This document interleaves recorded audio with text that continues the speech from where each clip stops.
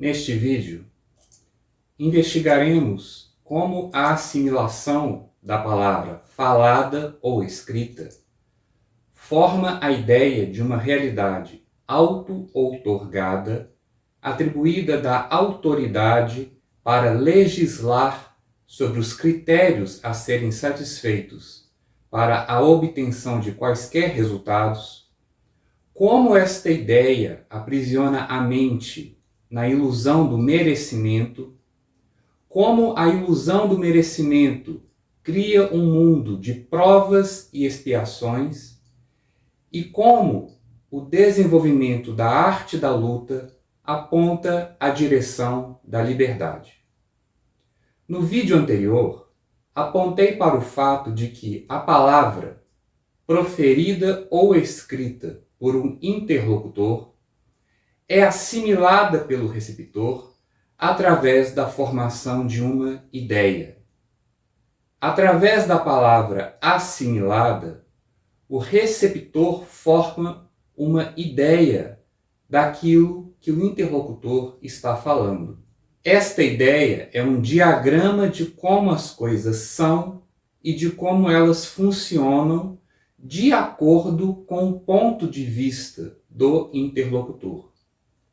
Em suma, o receptor forma um diagrama mental sobre a realidade de acordo com a suposta percepção do interlocutor. Esta ideia, este diagrama mental, será assimilada ao conhecimento previamente acumulado pelo receptor, e a depender de como ela se encaixará ali, o receptor a julgará como correta ou incorreta, verdadeira ou falsa, boa ou má. A questão deixada ao final do último vídeo foi: por que o receptor forma uma ideia da suposta percepção do interlocutor sobre a realidade, ao invés de assimilar as palavras dele como setas que apontam para a direção na qual ele deve focar sua própria percepção e investigar por si mesmo o que de fato existe ali? Por que formar uma ideia sobre a percepção alheia ao invés de perceber por conta própria? A resposta simples é: porque o interlocutor é atribuído pelo receptor de autoridade. Mesmo o interlocutor do qual o receptor discorda e com o qual sustenta profundas diferenças de opinião, é atribuído por ele de autoridade, porquanto mesmo as palavras deste interlocutor são assimiladas através da formação de ideias. O receptor forma uma ideia sobre o que este interlocutor está falando, ao invés de perceber por conta própria a realidade apontada por elas, e, ao contrapô-la ao conhecimento previamente acumulado por ele em sua memória, emite uma opinião discordante.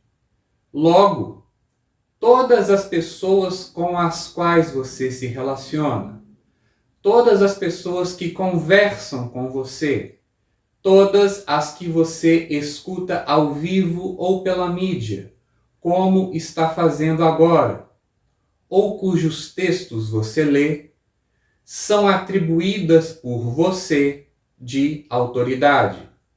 Por isso, você forma uma ideia sobre a suposta percepção delas, ao invés de usar as palavras delas como direcionamentos para a sua própria percepção. E você forma ideias sobre a realidade supostamente percebida pelos outros, porque você acredita não ser capaz de percebê-la por conta própria. Observe o que você sente quando eu faço a distinção entre formar uma ideia sobre a percepção alheia e perceber por conta própria. Você percebe claramente essa distinção? Provavelmente você passou a vida inteira formatando sua própria percepção através de ideias e não consegue distinguir entre a percepção formatada por ideias e a percepção direta, autônoma e soberana da realidade. É provável que esta distinção, para a qual estou apontando agora, lhe cause desconforto e que você sinta não saber onde procurá-la. Este desconforto exemplifica o que estou dizendo. Observe o que está acontecendo agora.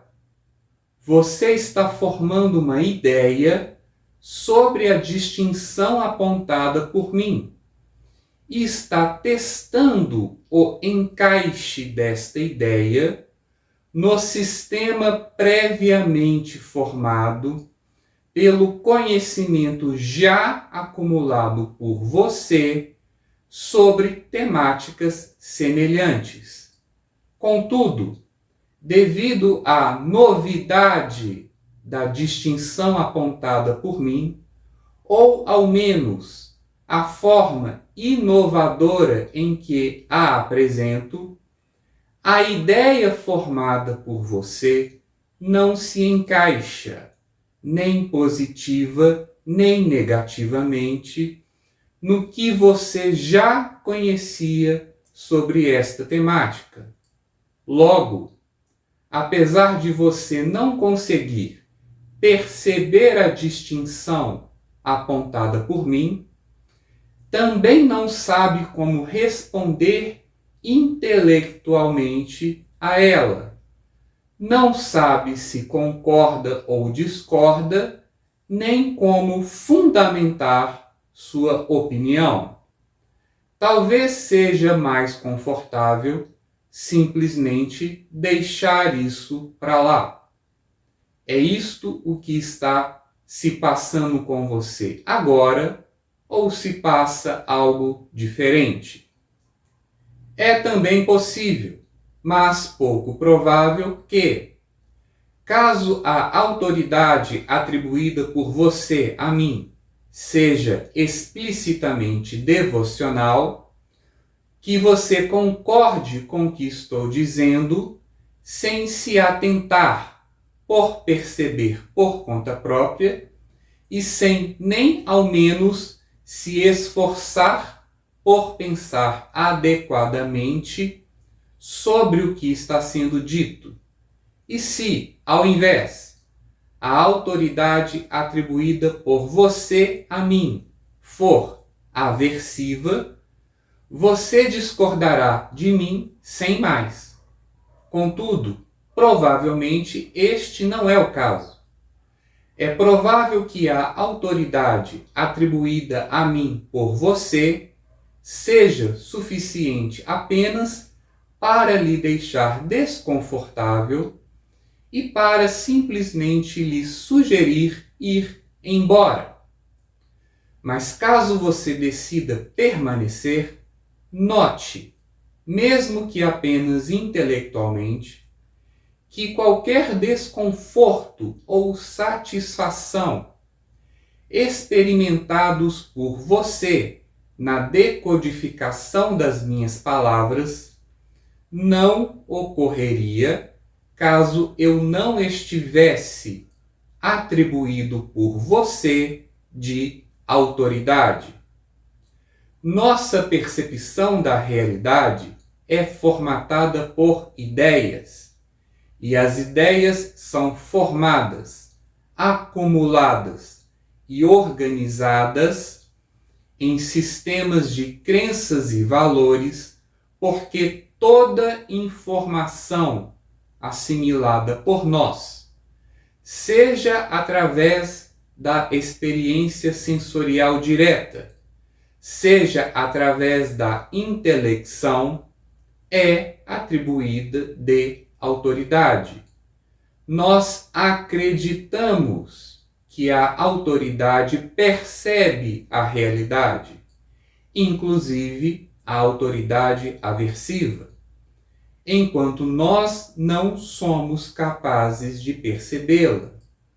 Logo, acreditamos que a autoridade tem acesso à realidade, enquanto para nós este acesso é restrito, está bloqueado ou restringido. Se a autoridade tem acesso à realidade e a percebe, ela sabe como as coisas funcionam e por isso detém as chaves do seu funcionamento. Se a autoridade possui as chaves que destravam os segredos da realidade, ela legisla sobre a realidade, pois ela tem o poder de decidir se e em quais condições as coisas funcionarão ou não, e quais critérios precisam ser satisfeitos para sua decisão nos ser favorável. Em suma, porquanto a autoridade detém o privilégio de acessar, perceber, legislar sobre e acionar a realidade, ela é a própria criadora da realidade e, em última instância, indistinta dela.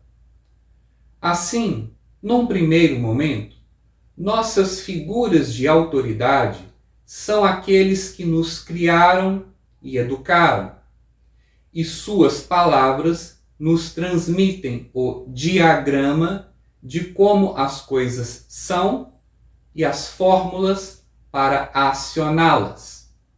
Num segundo momento, todas as pessoas passam a estar atribuídas de autoridade, algumas explicitamente devocionais, outras explicitamente aversivas, a maioria em gradações intermediárias. No momento final, a própria ideia sobre a realidade, formada a partir da informação assimilada por todas as figuras de autoridade, passa a ser atribuída de autoridade. Nesse ponto, referimos-nos à vida, ao mundo, à sociedade e às divindades como a realidade auto-outorgada e legisladora de si mesma. Esta realidade auto-outorgada é uma ideia. Trata-se de um diagrama mental composto por relações fixas estabelecidas por supostas leis naturais, morais, sociais e econômicas. A realidade auto-outorgada revela os segredos de como as coisas são e funcionam através de seus avatares, que são os professores, influenciadores, gurus, sacerdotes, políticos, cientistas, acadêmicos, etc. Figuras de autoridade através das quais a própria ideia de uma realidade auto-outorgada se formou. Os segredos da realidade auto-outorgada nos são revelados através de sistemas de ideias, filosóficas ou religiosas, que devem ser conhecidos e obedecidos.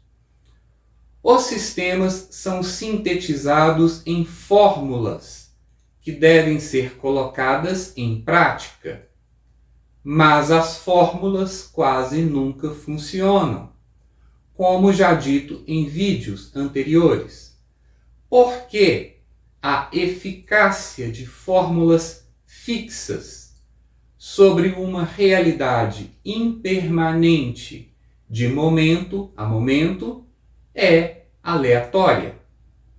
A mente restringida por fórmulas pouco eficazes cria problemas de vida, e a concentração na solução dos problemas exige esforço, como demonstrado no último vídeo. A baixa eficácia das fórmulas, contudo, não é decodificada como uma falha das próprias fórmulas. A realidade auto-outorgada, através de seus avatares, apontará para nossa própria imperfeição, seja na compreensão insuficiente das fórmulas, seja na aplicação descuidada das mesmas. Assim, para que a mente resolva o problema criado por ela mesma, a partir da ideia de uma realidade auto-outorgada, formada por ela mesma, é necessário que ela se esforce mais na busca pela solução, adquirindo mais conhecimentos e dedicando-se com mais empenho à observância dos princípios de conduta ditados pelos avatares da realidade auto-outorgada.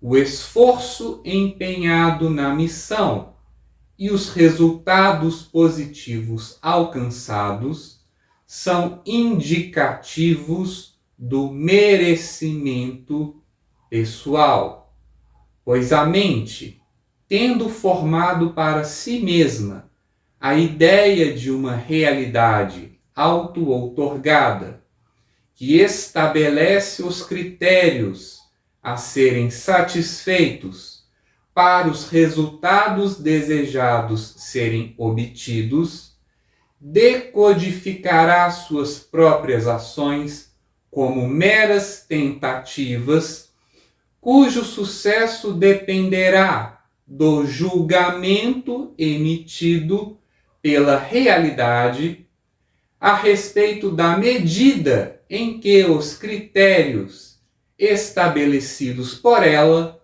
foram ou não satisfeitos.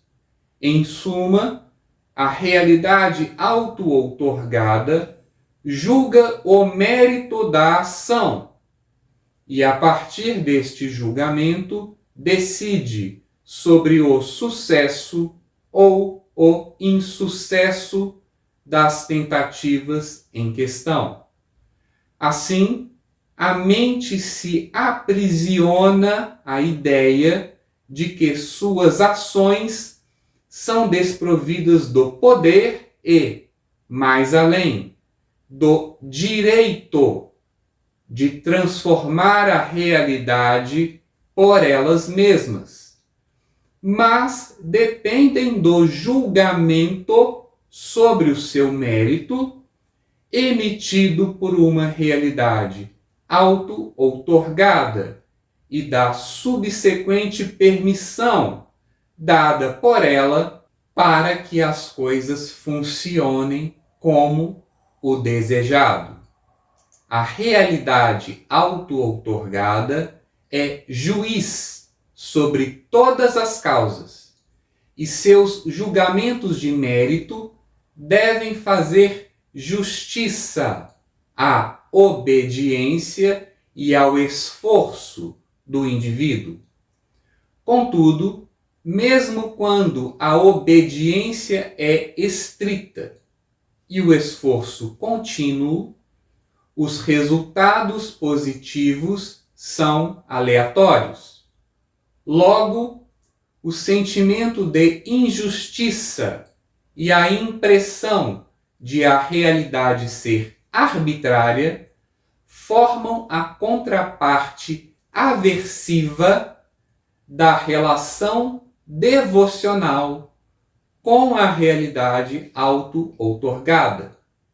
Esta aversão será expressada na relação antagônica com avatares, professores, gurus, sacerdotes, políticos, cientistas, influenciadores, acadêmicos, etc., decodificados como injustos ou cujas opiniões e ações são decodificadas como incorretas, falsas ou más.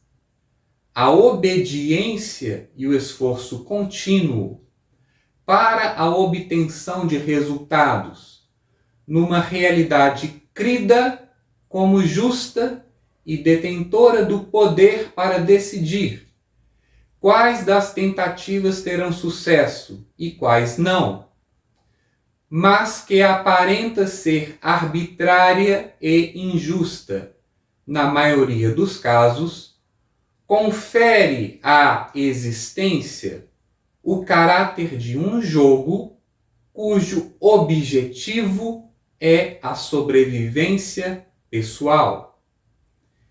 E na medida que manter-se neste jogo sem tombar exige perseverança extenuante, o jogo adquire ares de batalha.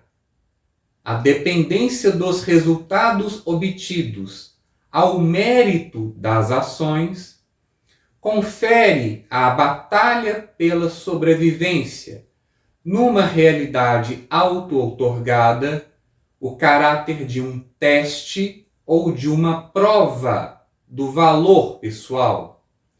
O sucesso, muito além de garantir a sobrevivência, é prova de valor pessoal, atestando o mérito de quem é bem-sucedido.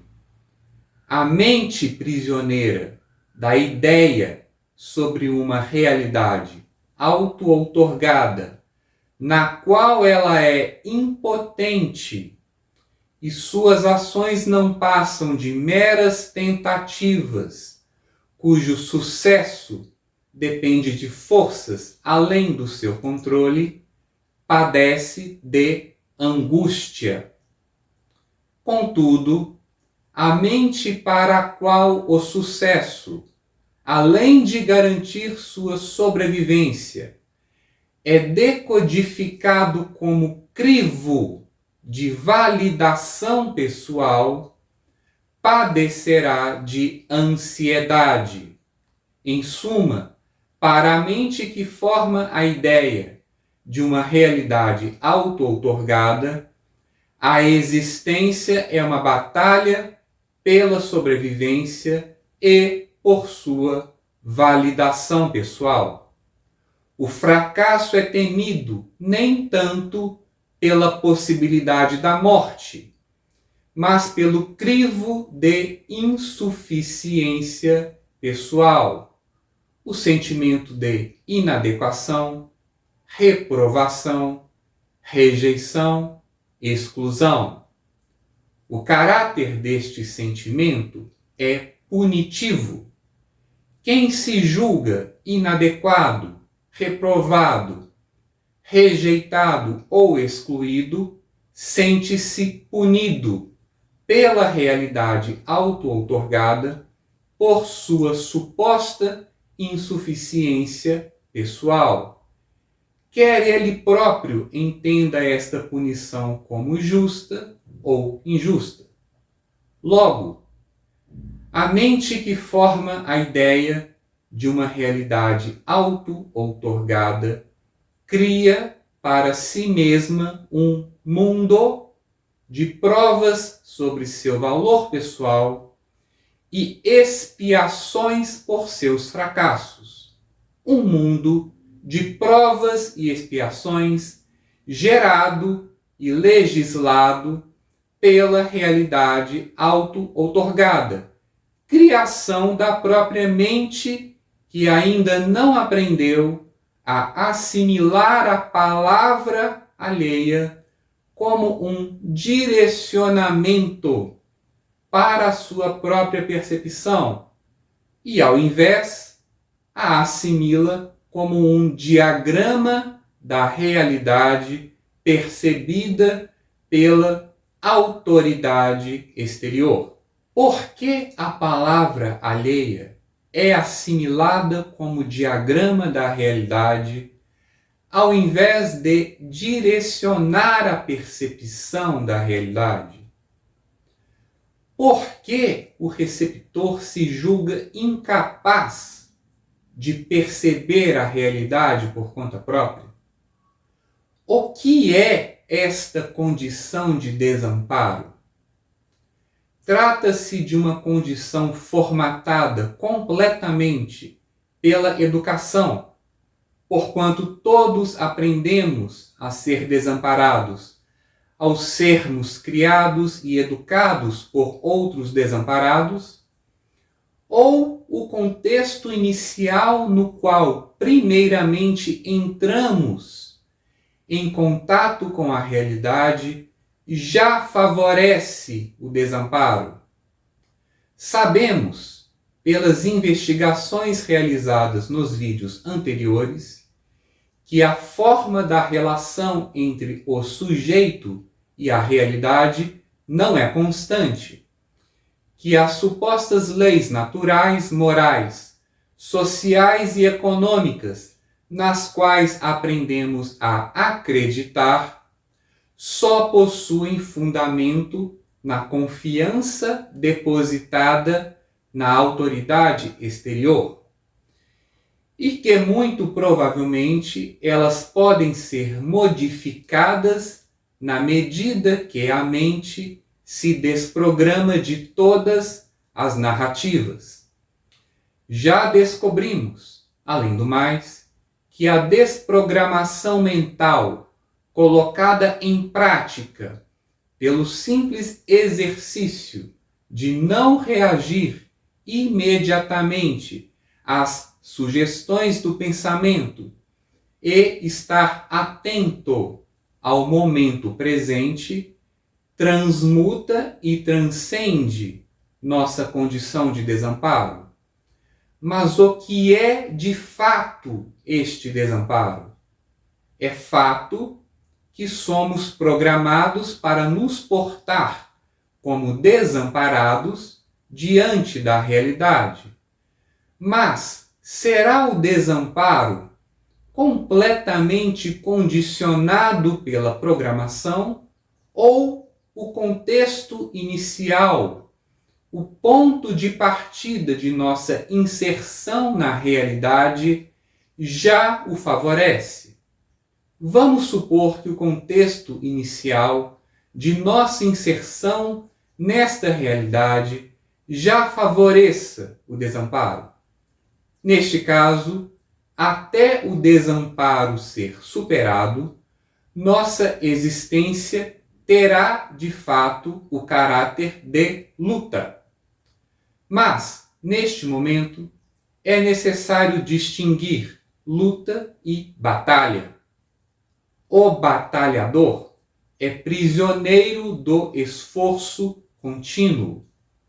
No campo de batalha, ele segue as ordens de seu superior e frequentemente trava embates com adversários que lhe parecem mais poderosos e diante dos quais ele se sente impotente. Mas não tem opção senão permanecer batalhando. A batalha é prova de seu valor pessoal. O sucesso é condecorado, o fracasso motivo de vergonha. O lutador tem diante de si um adversário que se movimenta agilmente. Seu técnico ou sensei lhe instrui sobre a arte da luta. Mas caso ele tivesse formado, com seus ensinamentos, um diagrama fixo de como lutar, teria se tornado incapaz de agir eficazmente, de momento a momento, aos movimentos de seu adversário. Ao invés, seu sensei lhe instruiu a investigar e perceber por si mesmo e em si mesmo a realidade apontada por seus ensinamentos. Logo, o lutador aprendeu a perceber a realidade de momento a momento e se auto-outorgou como soberano dela, não enquanto um legislador que dita como a realidade deve ser e funcionar de agora em diante, nem muito menos como um tirano que impõe suas próprias regras ao adversário, mas, ao invés, como o soberano que dita a si mesmo o que fazer a cada momento para superar os desafios colocados diante dele por um adversário ágil e imprevisível.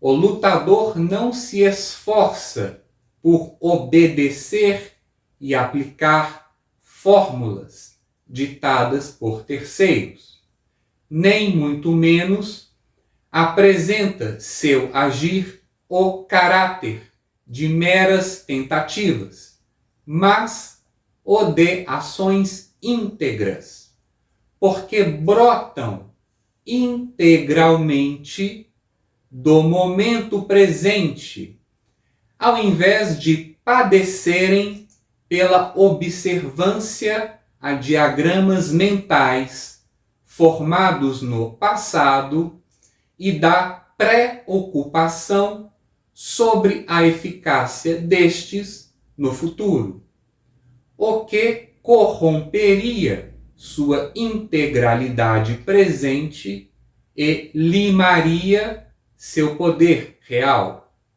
A luta é desprovida de esforço, pois ela não se coloca ao lutador como um problema a ser resolvido, mas como uma sequência de desafios momentâneos, superados um a um, sem a preocupação com o resultado final. A luta também não se coloca ao lutador como uma prova de seu valor pessoal, pois o lutador é soberano e dita a si mesmo o que fazer a cada momento, ao invés de se esforçar por satisfazer quaisquer critérios previamente estabelecidos que mediriam seu mérito pessoal. Logo, o golpe adversário que o atinge, superando sua defesa, não é decodificado como fracasso, mas aponta para mais um ponto da realidade a ser percebido por ele e ao qual ele atentará a partir do momento seguinte, desenvolvendo assim sua arte como lutador. O que espera o lutador obter com a vitória? O batalhador sonha em estar longe do campo de batalha, perto da família, em paz e em liberdade. Mas o lutador que desenvolve em si a arte da luta já luta em paz, pois não se esforça nem padece qualquer punição, e já é livre, pois não obedece a ninguém senão a si mesmo. Assim, se o contexto inicial de nossa inserção nesta realidade exige que desenvolvamos a arte da luta, o que esperar desta arte além da própria arte em si? O lutador não faz nenhuma ideia sobre isso. Ele continua lutando e descobrindo, por conta própria, o que a realidade lhe oferece a seguir. Ele ainda não descobriu se sua condição de desamparo inicial foi favorecida pelo contexto inicial de sua inserção na realidade ou se foi formatada completamente após esta inserção pela educação, mas já superou a ilusão do merecimento pessoal criada pela ideia de uma realidade auto-outorgada para julgá-lo e decidir arbitrariamente qual o resultado do seu agir. A ideia de uma realidade auto-outorgada, representada por quaisquer nomenclaturas científicas, filosóficas ou religiosas, foi por ele desconstruída, porquanto aprendera a investigar e perceber a realidade por ele mesmo, nele mesmo, de forma integral. Você ainda é prisioneiro da batalha ou já está desenvolvendo a arte da luta? E caso ainda seja prisioneiro da batalha, qual a razão disso? Eu sou o Daniel Grandinetti. Muita paz.